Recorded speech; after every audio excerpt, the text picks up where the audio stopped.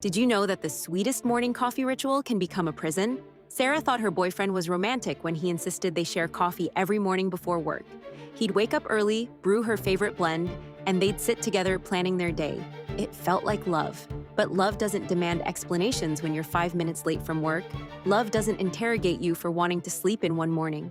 Love doesn't frame your need for spontaneity as a personal attack on your relationship. What Sarah experienced wasn't romance. It was routine-based control.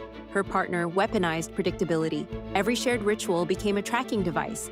Every tradition became a chain. When she deviated from their schedule, he didn't see it as normal human behavior. He saw it as defiance that needed punishment. Controllers don't start with obvious restrictions. They start with cute couple goals that slowly tighten into surveillance systems. They make you defend their monitoring as caring behavior. They turn your daily schedule into their control manual.